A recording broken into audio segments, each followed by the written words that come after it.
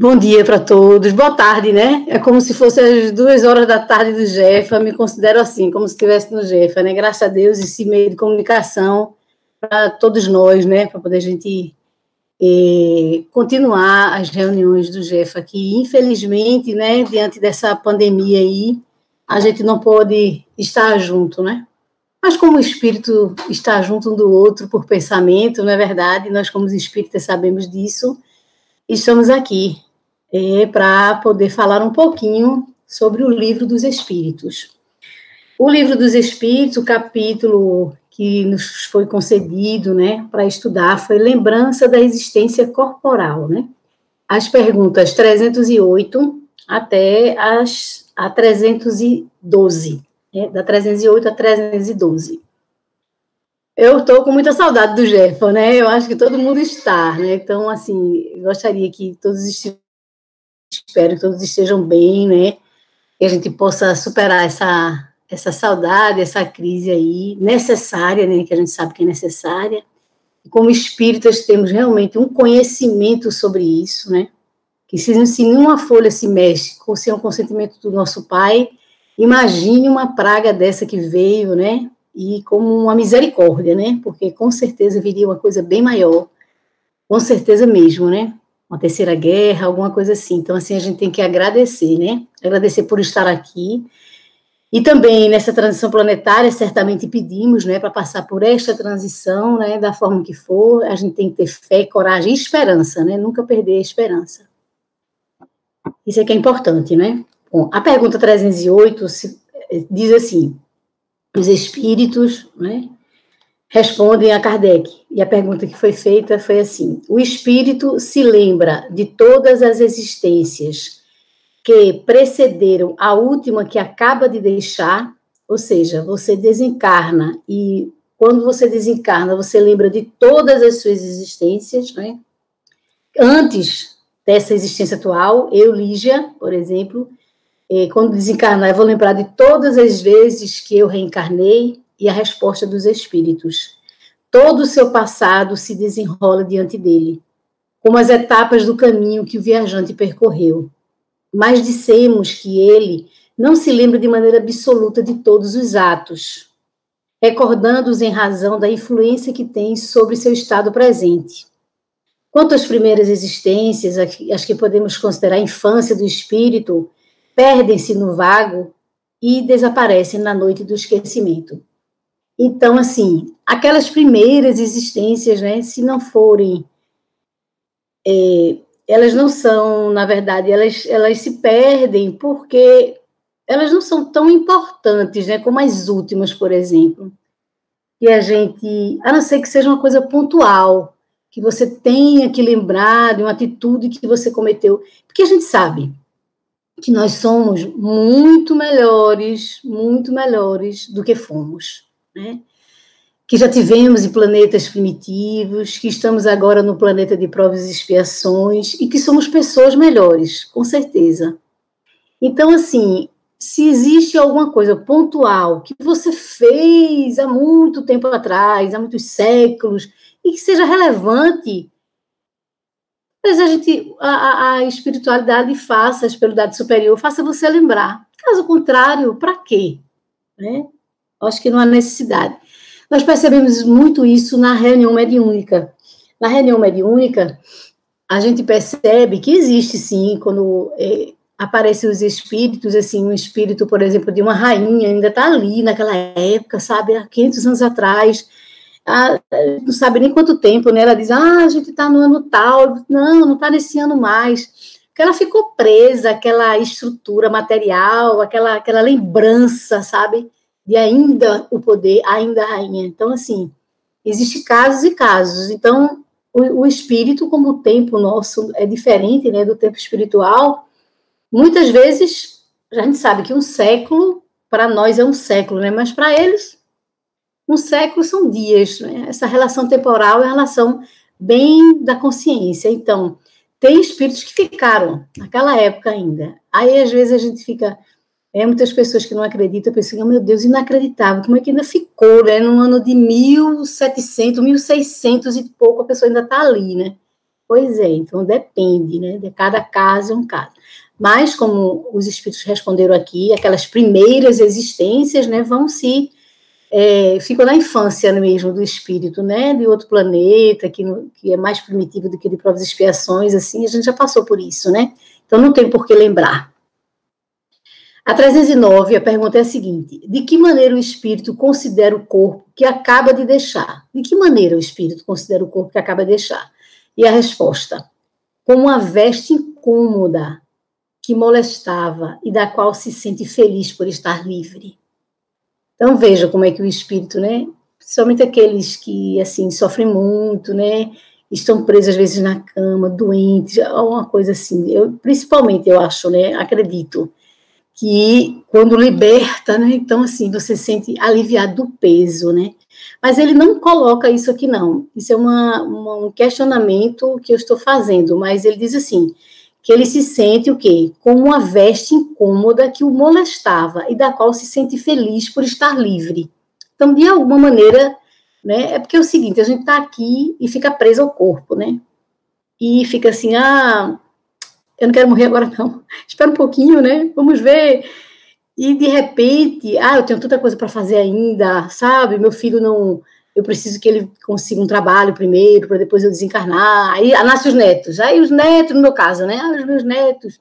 Então, assim, eu quero ver crescer, quero ver isso, quero ver aquilo. Então, a gente tem o apego, ele é muito, assim, uma coisa muito séria, sabe? Em nosso ser, porque nós nos apegamos mesmo.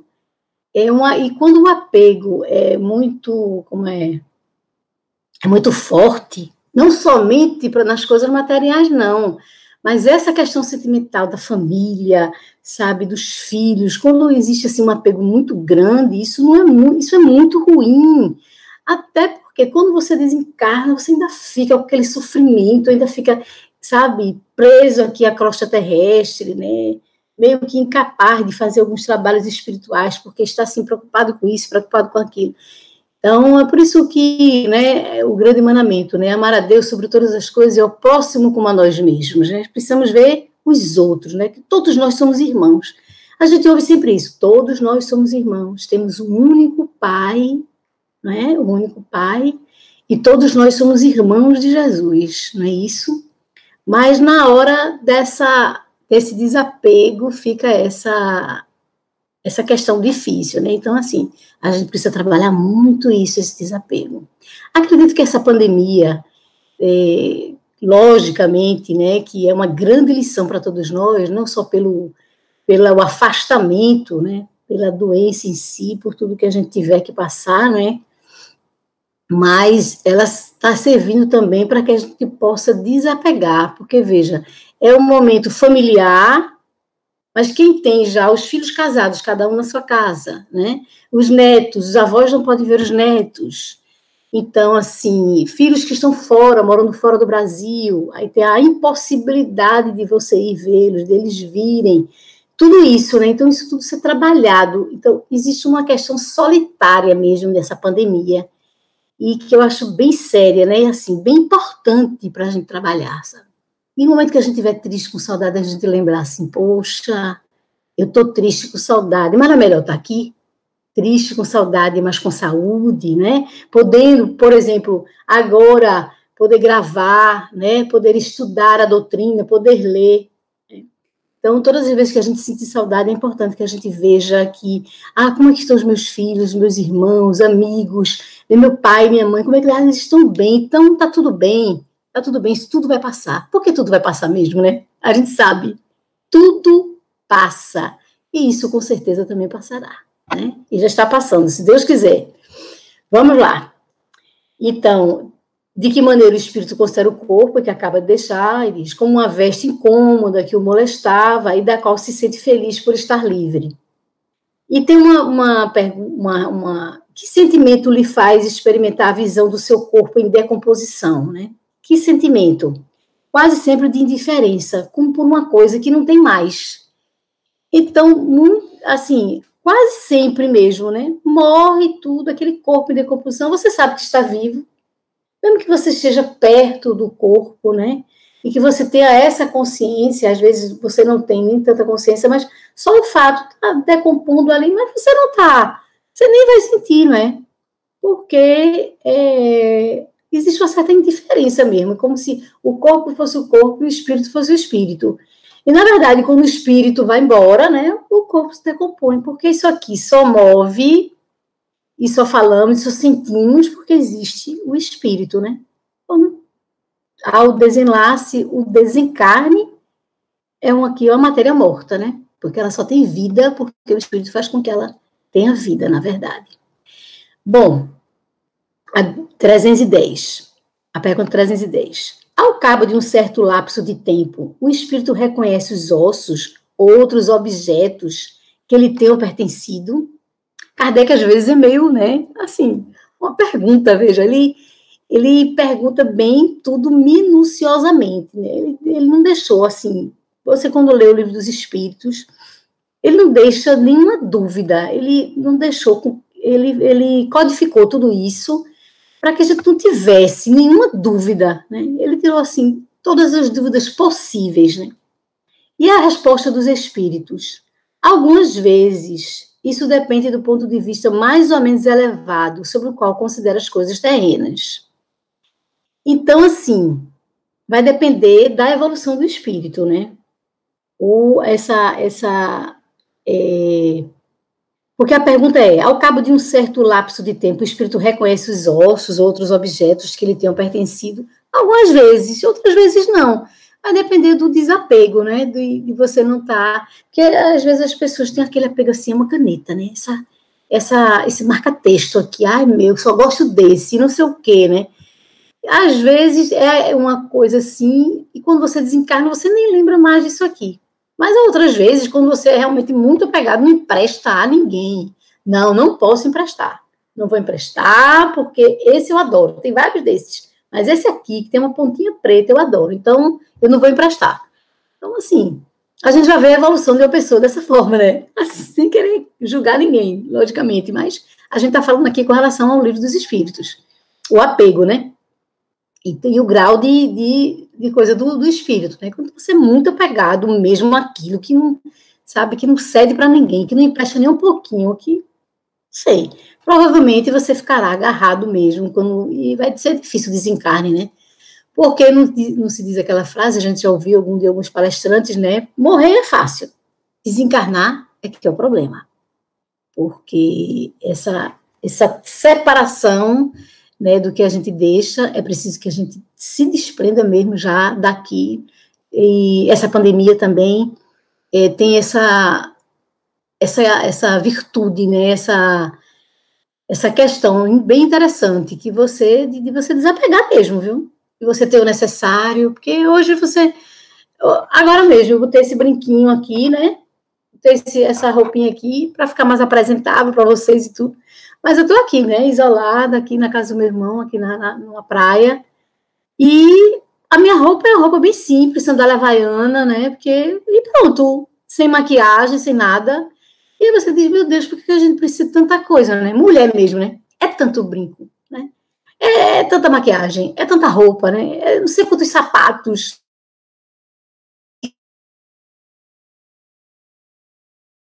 E você está indo para onde? Você não está ficando em casa? Então, assim, por que não se desligar dessas coisas, né? Por que não dividir? Por que não dá para aqueles que não têm nada, não tem um chinelo, não tem uma roupa? Olhe, a grande lição mesmo, sem dúvida, é a lição da solidariedade.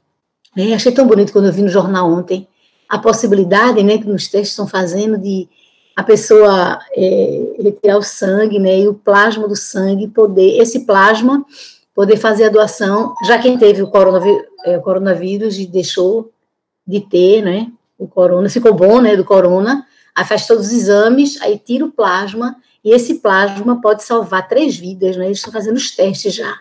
Eu achei isso tão bonito, veja, a própria doença, você fica bom da doença, e o teu próprio sangue faz com que você volte lá, tire o sangue, né, e faça você salvar 3 vidas. Muito bonito isso, né? Então, assim, quantas lições estamos aprendendo, sabe, com esse coronavírus. Então, assim, a gente tem que aprender, viu?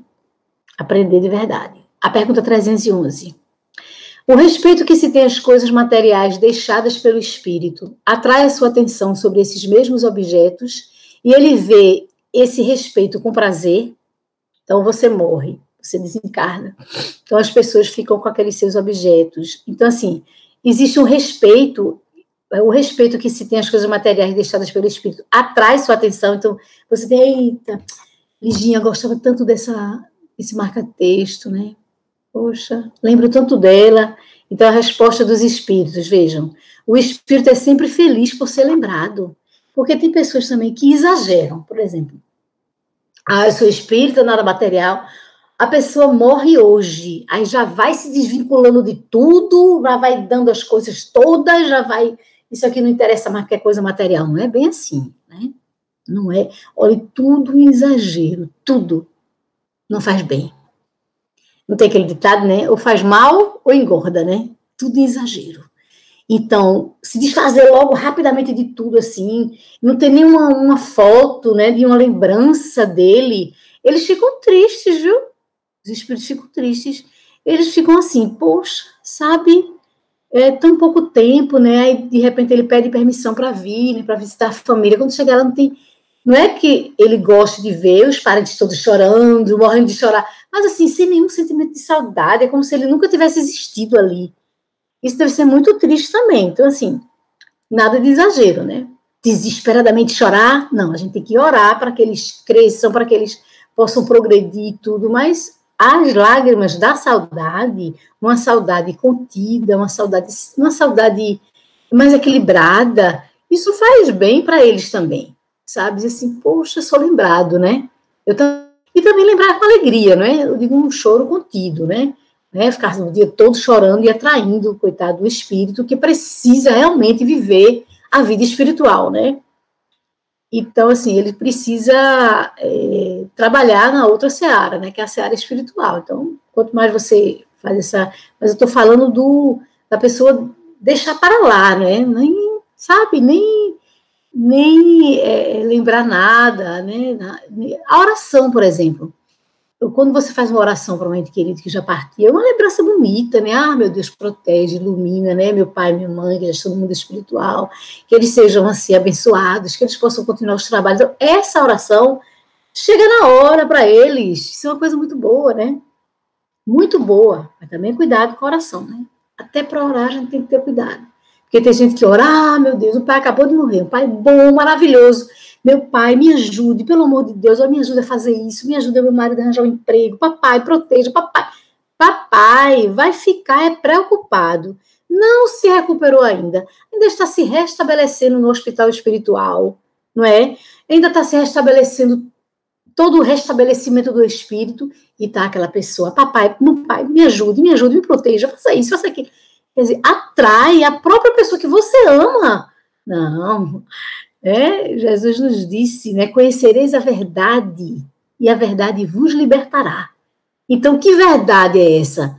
É a verdade mesmo de você saber que o amor é deixar o outro viver a sua própria vida, né? O amor não é apegar-se, o amor não é prender, o amor não é ter ciúme exagerado. A gente não tem, né? Aqui na Terra, nos relacionamentos, as coisas, não sei o quê, não gosto muito não disso, daquilo, com o marido, com a mulher, com o namorado, com o filho, né, tem ciúme, então, essas coisas assim, não faz bem, não. Então, quando você orar para um ente querido que já partiu, tem que orar, não pedindo a ele que lhe proteja, porque você não sabe da condição do espírito.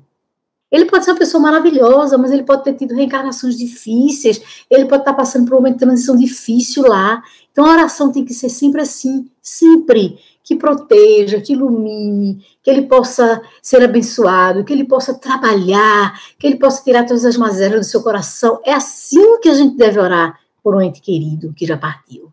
E assim a gente está ajudando, né? Ajudando e muito, viu? Muito. Lembra do André Luiz? Como ele foi egoísta, né? Como ele foi egoísta, André Luiz.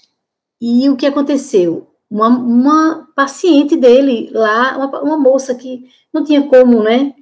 atender, e ele atendeu com a secretária, fala, doutor André, atenda, e ela lá esperando para ser atendida, coitada, e ele atendeu, ainda com má vontade, mas atendeu. Essa pessoa que ele atendeu, né, esse bem que ele fez, pequenininho, viu? Era que fazia oração por ele, e orava por ele, aquela luz que ele via, quando ele foi ver lá no mundo espiritual, que ele estava orando por ele, foi ela que ele atendeu, com má vontade. Então, assim, o bem, realmente, o bem, ele abarca, ele aplaca uma multidão de pecados, né? Então, a gente nem imagina como o que a gente recebe tanta coisa, meu Deus, por uma besteira boa que você faz. Não é preciso ser bom mesmo, sabe? É que a gente possa pensar nisso. O bem que você faz volta para você 10 vezes mais, sabe? Agora, lógico, é fazer o bem sem olhar a quem, né? E sem pensar no benefício disso. Mas que a gente tem que compreender, que quanto mais a gente faz o bem, mais a gente recebe. E a pergunta 312 é: os espíritos conservam a lembrança dos sofrimentos que experimentaram durante sua última existência corporal? Os espíritos conservam a lembrança dos sofrimentos que experimentaram durante sua última existência corporal? Pois é, o que é que vocês acham, né? A resposta dos espíritos: frequentemente. Eles a conservam e essa lembrança lhe faz sentir melhor o preço da felicidade que podem gozar como espíritos. Então, assim, a lembrança dos sofrimentos, né? Não como sofrimento, mas por que eles se sentem felizes? Porque eles lembram que através desse sofrimento eles conseguiram crescer espiritualmente, né? Eu achei bem pertinente essa última pergunta. Vou repetir para vocês, sabe? Para nós todos. Os espíritos conservam a lembrança dos sofrimentos que experimentaram durante sua última existência corporal. Então, assim, na última existência corporal, os sofrimentos conservam na lembrança do espírito? E a resposta é frequentemente. Eles a conservam, veja, e essa lembrança lhe faz sentir melhor o preço da felicidade que podem gozar como espíritos. E é verdade, não é? Porque a gente, às vezes, muitas vezes, né, passamos por algumas provas, tantas provas, né?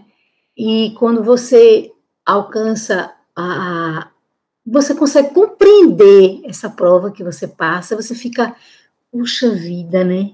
E agora, veja o que aconteceu comigo, né? Aquilo ali foi uma coisa bem importante por causa disso, foi um livramento, né? Você fez isso, seguiu outro caminho, nem esperava. Mas e aí agora? Eita, esse outro caminho que eu pensei que fosse ruim, foi tão bom para mim. Quanto mais você se depura, né, se conscientiza disso, mais feliz você será. Então, todos nós que estamos, né, nessa luta aí, o que a gente pode deixar, né, como mensagem, é a mensagem da fé mesmo, de esperança, né? Fé e esperança que a gente nunca pode perder. Nunca pode perder. E a gente sabe, né, todo mundo sabe, né, pelo menos uma grande maioria daquela lição de Chico Xavier, né, que ele estava muito triste, porque a irmã dele estava muito doente, ele ficou pedindo assim, para ela ficar boa, né. Ele estava muito desesperado, aí Emmanuel olhou para ele e disse: Chico, por favor, né, não fica assim, tudo passa. Aí ele, tudo bem, né, ele ficou assim, pensando, aí teve um momento que tudo passou, que ele ficou super alegre, estava feliz, ele, calma, não precisa ficar assim também não, porque isso também passará. Então, assim, a vida é feita de momentos tristes, momentos alegres, momentos mais felizes, menos felizes. A gente sabe que a felicidade não é deste mundo, né? A gente está aqui como numa escola para a gente poder aprender a ser feliz quando formos para a parte espiritual e quando o planeta se tornar um planeta de regeneração, né? Que a gente possa ter a consciência disso e, se Deus permitir, de acordo com as nossas obras, cada um individualmente, né, que a gente possa participar desse planeta de regeneração. Que é isso que está acontecendo, né? E aí a gente precisa, nós precisamos ter a coragem, a firmeza e a fé, porque é nessa hora, uma hora de uma pandemia, que nós somos testados para não nos desesperarmos, para não ficarmos tristes todos os dias, para aceitarmos o que Deus está nos mostrando a cada um, no planeta inteiro, ricos, pobres, não importa, há o nível social, o planeta desenvolvido, aliás, o país desenvolvido, subdesenvolvido, não interessa, né? Todos, uns de uma forma maior, a pandemia, sabe, foi devastadora, outros de uma forma menor, né?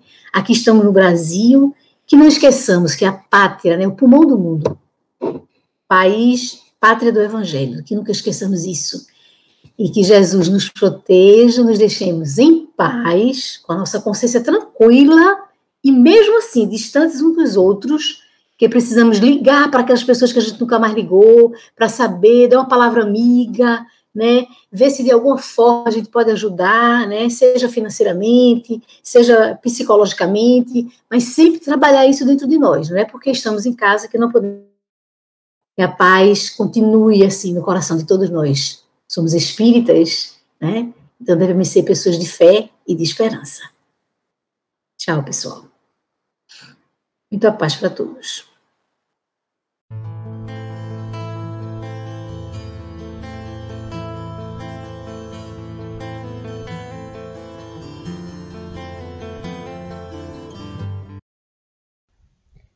Que as bênçãos de nosso Senhor Jesus Cristo nos envolvam. E vamos para a segunda parte do estudo de hoje, que é o estudo do Evangelho. É o capítulo 7º. Bem-aventurados pobres de espírito. O item, aquele que se eleva será rebaixado. E aqui o Evangelho traz, diante desse estudo, 3 parábolas de Jesus. E eu vou pedir permissão para vocês, para que eu leia, para que venhamos compreender. E depois iremos falar um pouquinho de cada passagem dessas parábolas. Então, a primeira é a seguinte. Naquela hora, os discípulos aproximaram-se de Jesus perguntando: quem é, porventura, o maior no reino dos céus?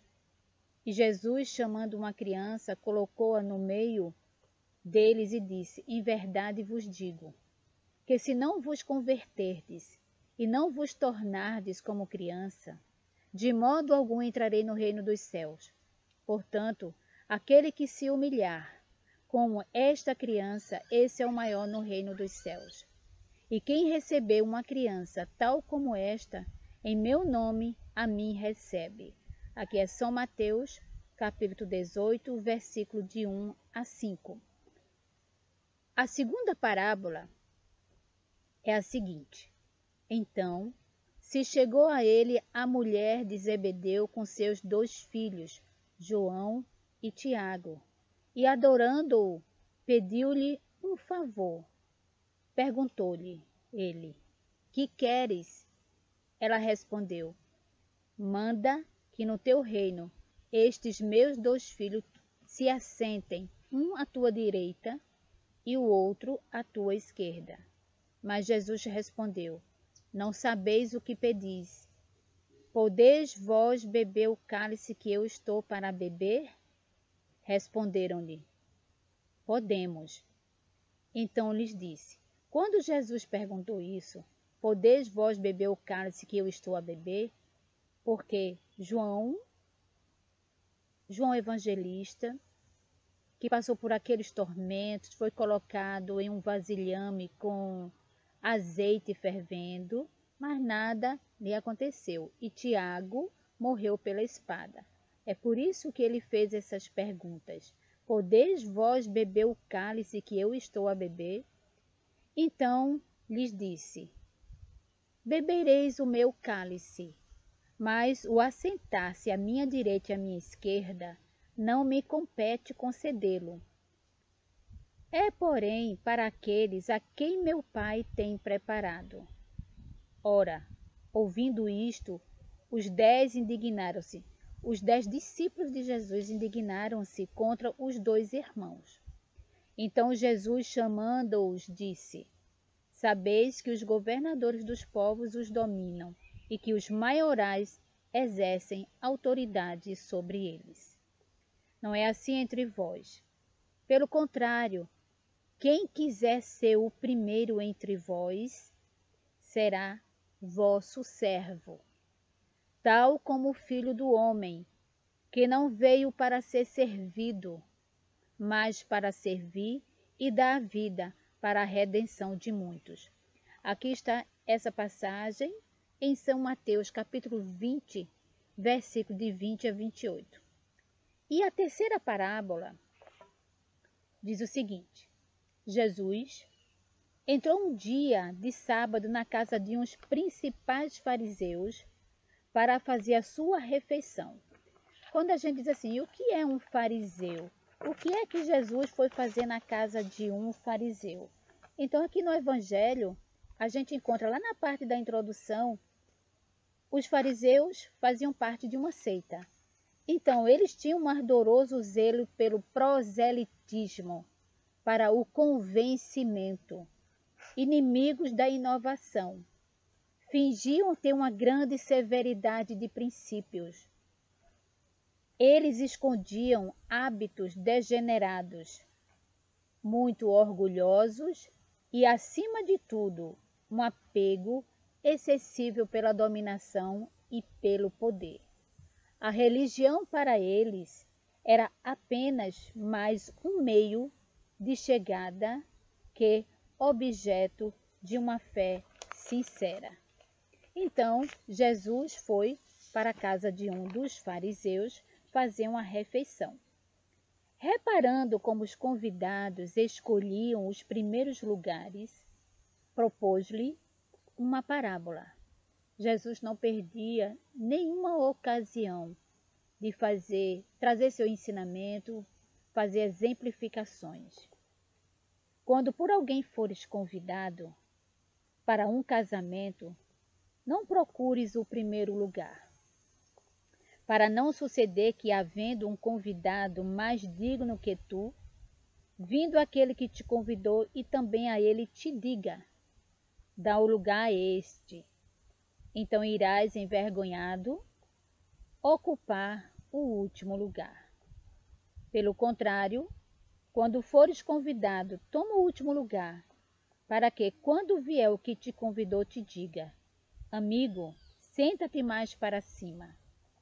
Isto será um motivo de glória diante dos que estiverem juntamente sentados à mesa. Pois todo o que se exalta será humilhado, e o que se humilha será exaltado. Isso está em São Lucas, capítulo 14, versículo 1, 7 a 11. Então, esses ensinamentos de Jesus nos apresentam o princípio da humildade, que Jesus não cessa de colocar como condição essencial da felicidade prometida aos eleitos do Senhor, e que ele formulou pelas suas palavras: bem-aventurados pobres de espírito, porque deles é o reino dos céus. Então, esse é um momento de reflexões, para olharmos dentro de nós sobre essa enfermidade que ainda carregamos, que é o orgulho. Sabemos que tivemos muitas experiências carnal através da reencarnação e que hoje já nos encontramos melhores do que no passado. Porém, apesar de várias experiências na carne, isso não significa que já estamos curados dessa enfermidade, que é o orgulho.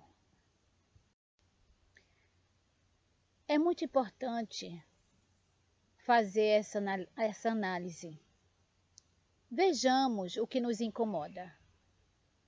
Por que a necessidade das nossas ideias serem aceitas?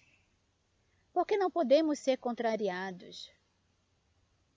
Por que me incomoda não receber um elogio, um aplauso?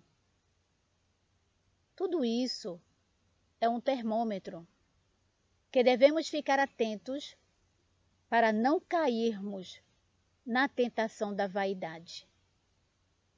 No Pai Nosso, Jesus fala: Pai, não nos deixes cair em tentações. Ora, se eu tenho a fragilidade do orgulho e sou exaltado, o que acontecerá comigo? Será que eu estou preparado para essa exaltação e seguir com humildade, confiando na ajuda, nos esclarecimentos, colocando em prática aquilo que a doutrina espírita nos ensina, nos convida, porque Jesus sabe da nossa fragilidade. Ele tem a paciência, não é à toa que no Evangelho tem um item que é a paciência, né? Então que a gente pense um pouquinho, reflita, porque um dia iremos sim nos tornarmos pessoas humildes. Poderei, se eu não tiver nessa vigilância e entrar nessa exaltação, eu poderei estar num caminho de fascinação e perder o controle das provas apresentadas para mim. Que possamos estar atentos e ver que tamanho está ainda o nosso orgulho. Como eu falei acima, trazemos no nosso perispírito as marcas do passado. E não é da noite para o dia que nos libertaremos dessa enfermidade. É preciso muito esforço em querer se melhorar, através das ações, dos pensamentos, atitudes, hábitos, emoções. Pensemos nisso para atingirmos em cada existência um degrau para fazer parte do reino dos céus. Vamos agora, eu gostaria de trazer agora uma historinha que se chama O Burro de Carga, que foi trazida por Chico Xavier através do espírito Neil Lúcio. Essa historinha, O Burro de Carga, está na obra Ideias e Ilustrações, Chico Xavier e Neil Lúcio. No tempo em que não havia automóveis, na cachoeira de famoso Palácio Real, um burro de carga curtia imensa amargura, em vista das pilheiras e remoques dos companheiros de apartamento.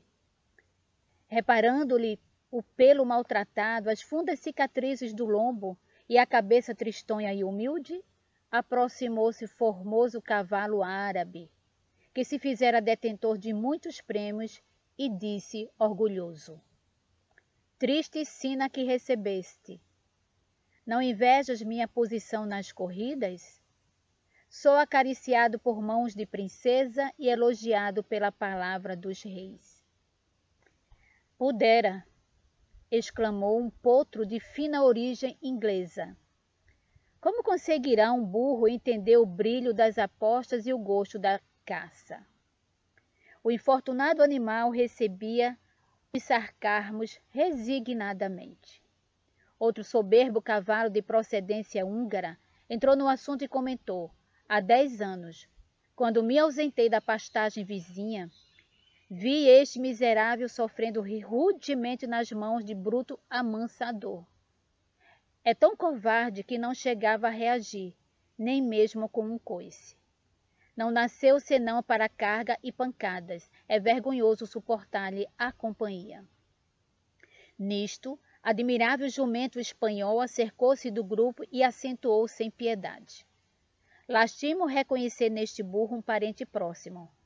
É animal desonrado, fraco e inútil. Não sabe viver senão sob pesadas disciplinas. Ignora o aprumo da dignidade pessoal e desconhece o amor próprio. Aceito os deveres que me competem até o justo limite, mas se me constrangem a ultrapassar as obrigações, recuso-me à obediência, pinoteio e sou capaz de matar. As observações insultuosas não haviam terminado quando o rei penetrou o recinto em companhia do chefe das cavalarias. Preciso de um animal para serviço de grande responsabilidade, informou o monarca. Animal dócil e educado, que me mereça absoluta confiança. O empregado perguntou. Não prefere o árabe, majestade? Não, falou o soberano. É muito altivo e só serve para corridas em festejos oficiais sem maior importância. Não quer o potro inglês?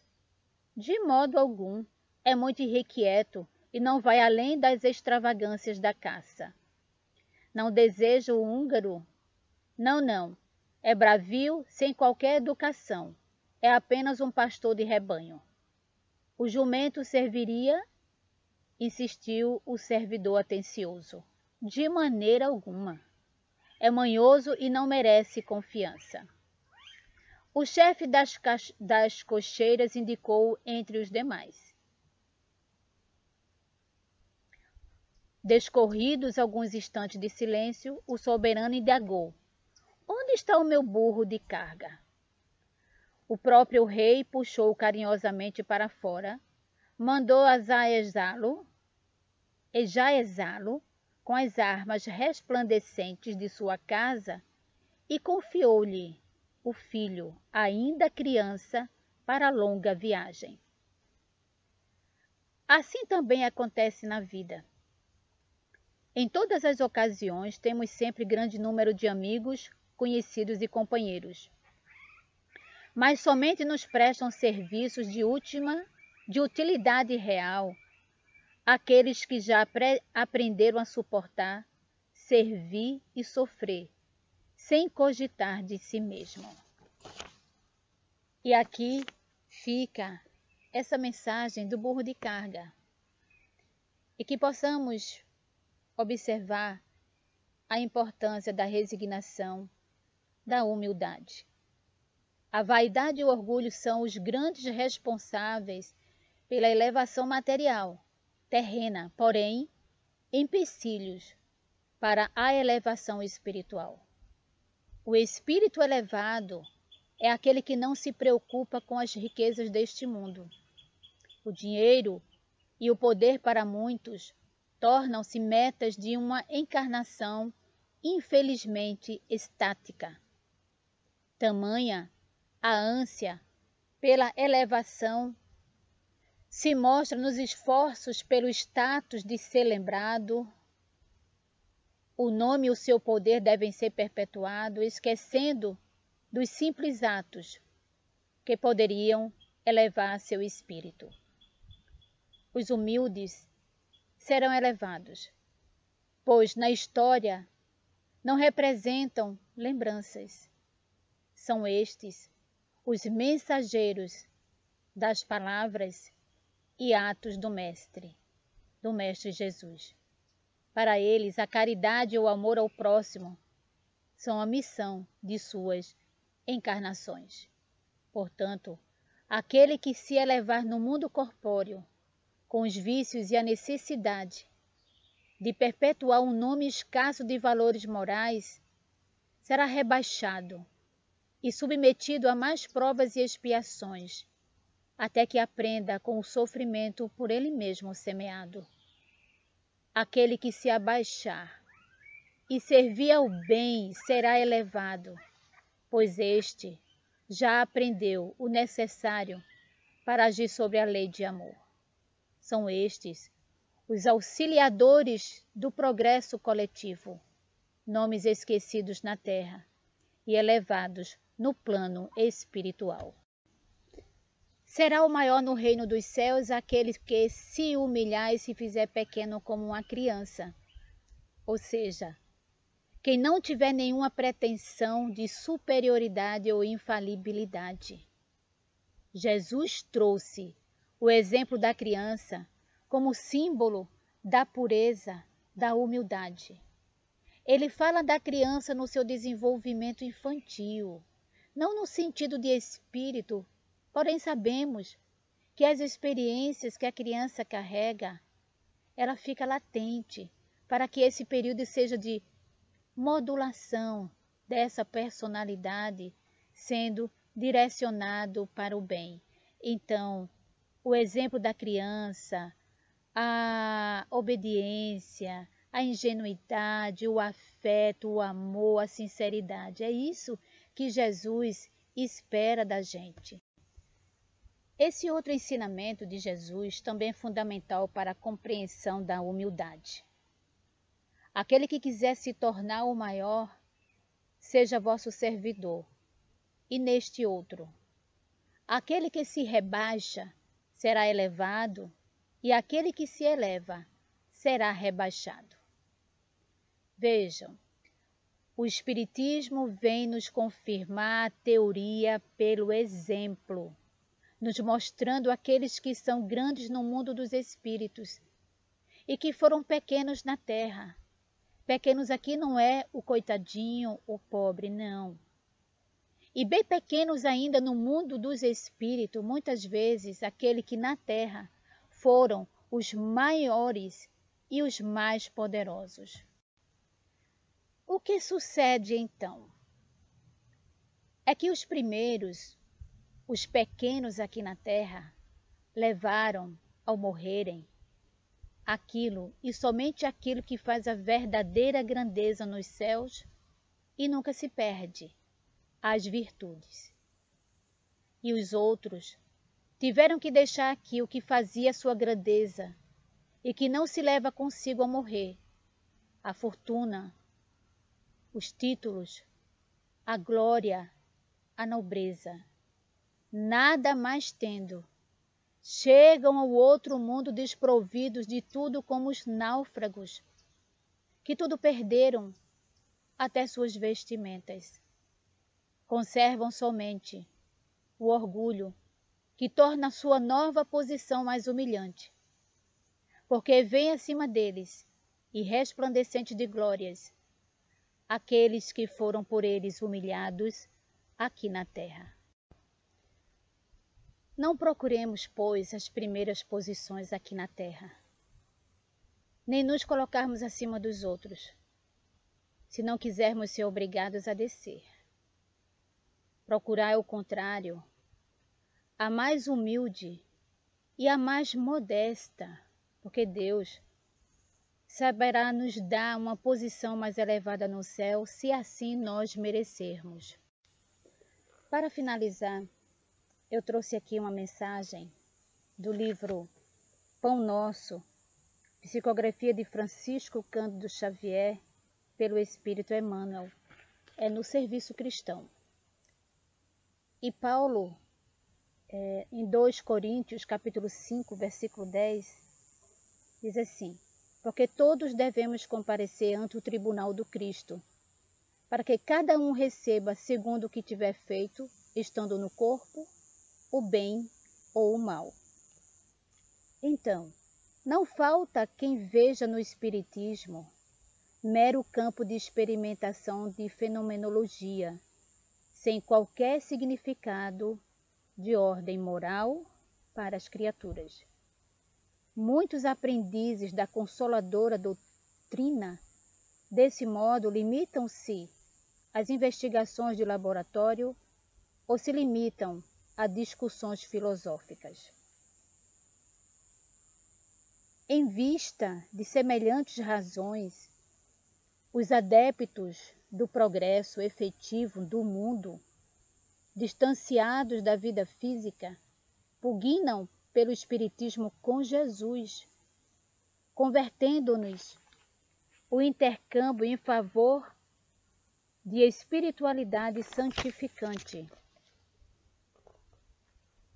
Eis porque para nós outros, que supomos trazer o coração acordado para a responsabilidade de viver, Espiritismo não expressa simples convicção de imortalidade, é clima de serviço e de edificação. Não adianta guardar a certeza na sobrevivência da alma além da morte, sem o preparo terrestre na direção da vida espiritual. E nesse esforço de habilitação, não dispomos de outro guia mais sábio e mais amoroso que o Cristo. Somente à luz de suas lições sublimes é possível reajustar o caminho, renovar a mente e purificar o coração. Nem tudo que é admirável é divino, nem tudo que é grande é respeitável, nem tudo que é belo é santo, nem tudo que é agradável é útil. O problema não é apenas de saber, é o de reformar-se cada um para a extensão do bem. Afeiçoemo-nos, pois, ao Evangelho sentido e revivido, compreendendo o imperativo de nossa iluminação interior, porque, segundo a palavra oportuna e sábia do apóstolo, todos devemos comparecer ante o tribunal do Cristo, a fim de recebermos, de acordo com o que realizamos, está no corpo o bem ou o mal. Emmanuel, Pedro Leopoldo, 22 de fevereiro de 1950. E aqui fica a finalização do nosso estudo do Evangelho, para que possamos compreender, colocar em prática na nossa vida, trabalhando o orgulho, a vaidade, para que não venhamos cair na tentação da elevação para ser rebaixado. E vamos agora para a nossa prece final. Amado Mestre Jesus, diante de nós a tua imagem, a refletir, a paciência, o serviço no bem, a humildade, a confiança, a calma que transmites para nós, que possamos, Senhor Jesus, ser um espelho, a refletir essa imagem em qualquer lugar em que estejamos. Nesse momento te pedimos as bênçãos para todos nós, encarnados e desencarnados, pelo nosso planetinha que nesse momento sofre tantas dores, que os teus anjos emissores possam levar esses fluidos emitidos pela vibração através da oração dos bons pensamentos a todos os nossos irmãos que se encontram em desespero, acalmando seus corações. Que suas bênçãos de amor e luz envolva todos nós, hoje, agora e sempre. Que assim seja.